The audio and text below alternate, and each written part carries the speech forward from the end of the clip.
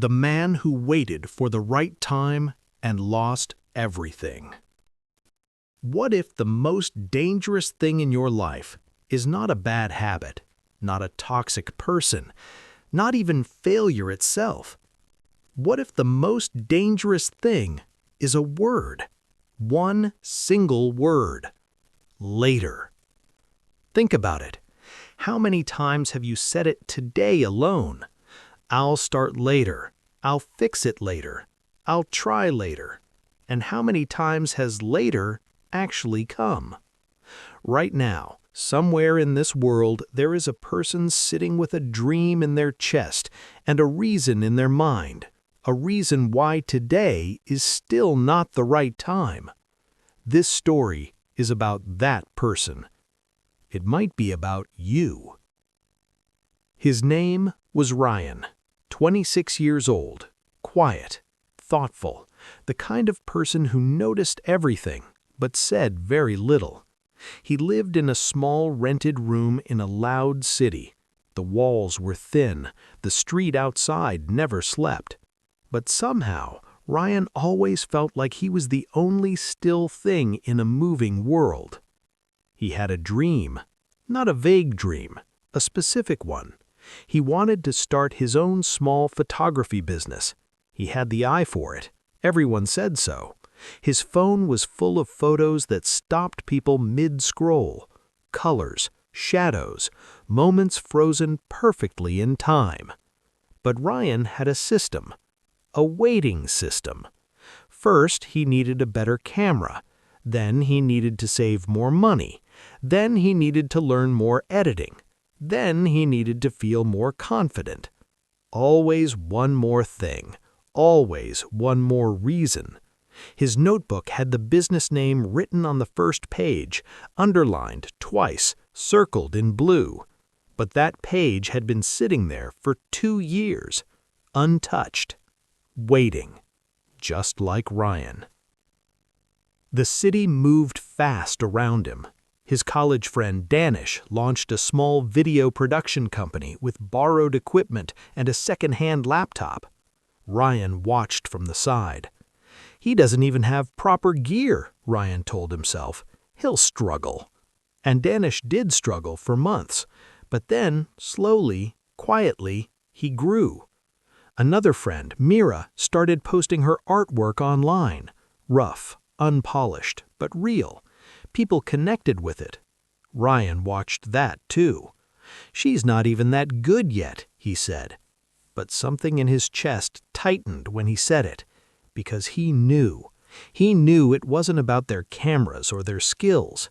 It was about something he couldn't bring himself to say out loud. At night, the thoughts came like uninvited guests. What if I start and no one cares? What if I invest everything and fail publicly?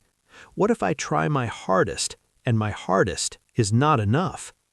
So he would open his notebook, read the business name on the first page, feel the familiar mix of excitement and dread, and then close it. Not yet, he would whisper to the dark ceiling. Not yet. 3 years passed. 3 years of photographs on a phone nobody saw. 3 years of a name written in a notebook nobody opened. 3 years of later. Then one ordinary evening, everything shifted.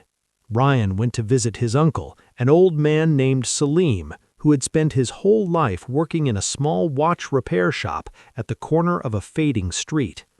Uncle Salim was a quiet man, steady hands, patient eyes. That evening, Ryan found him sitting alone at his workbench, not repairing anything, just sitting, staring at an old pocket watch in his hand. Ryan sat beside him. For a while, neither of them spoke. Then Uncle Salim held up the watch. "You know what this is?" asked Ryan. "A watch," Ryan said. The old man shook his head slowly. "It's a stopped watch," he said. "The hands haven't moved in 11 years. Ryan looked at it more carefully. The glass was clean, the body was polished. It looked perfect from the outside. "Why haven't you fixed it?" Ryan asked. Uncle Salim was quiet for a long moment. "I always meant to," he said softly.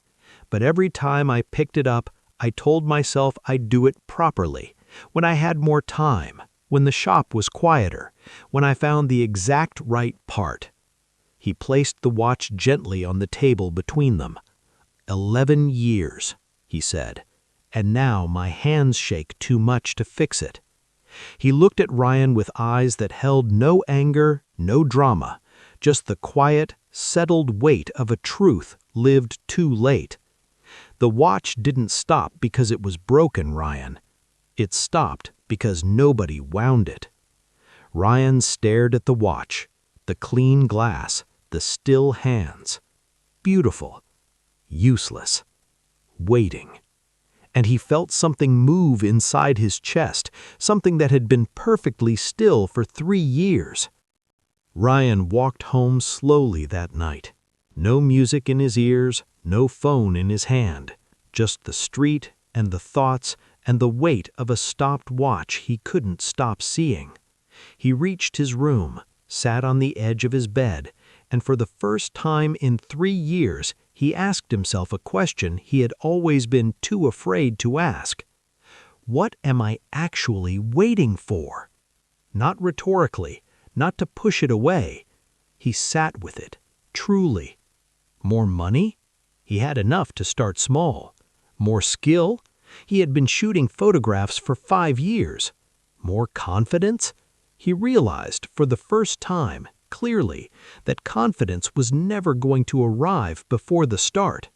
Confidence only comes after the first step, after the first failure, after the first small proof that you showed up. He thought about Danish struggling with borrowed equipment. He thought about Mira posting imperfect work with shaking hands. They were not more talented. They were not more ready. They were just unwilling to keep waiting. Ryan opened his notebook. He turned to the first page, the business name, underlined twice, circled in blue. He looked at it for a long time. Then he turned to a fresh page, and he wrote, not a new idea, not another plan. He wrote one sentence.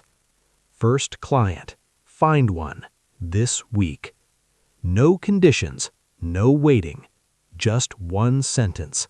One wound clock. Here is the truth that Ryan learned that night, and the truth I want to leave with you. Waiting feels like wisdom. It looks like preparation. It sounds like patience. But most of the time, waiting is just fear with better vocabulary. We dress it up. We give it smart reasons. We make it sound responsible.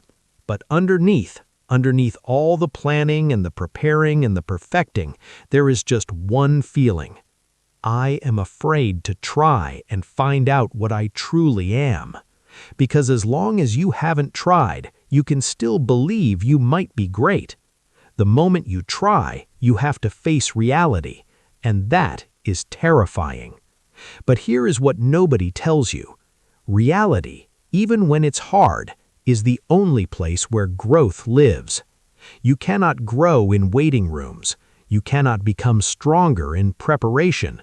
You only change by doing, imperfectly, uncomfortably, without guarantees. Like a clock, it was not made to sit on a shelf and look beautiful. It was made to move. Every second it sits still is a second the world moves without it. Don't be a stopped clock. Don't be a photograph that never leaves the phone. Don't be a name in a notebook that nobody ever sees. 6 months after that evening with Uncle Salim, Ryan photographed his first paid client. It was small, a family portrait, $50. Not the big dream, not the full business, just one step. But when he looked at those photographs, the smiling faces, the light he had caught just right, the frozen moment of someone's real life, he felt something he had not felt in 3 years. He felt like himself. Not the version that waited, the version that moved. I don't know what your stopped clock is. Maybe it's a business, a conversation, a letter you never sent, a version of yourself you keep promising to become. But I know this: the hands won't move on their own. Someone has to wind the clock. That someone is you. And the time? The time is now. Not tomorrow, not when you're ready. Now. If this story reached something inside you today, please like, share, and subscribe to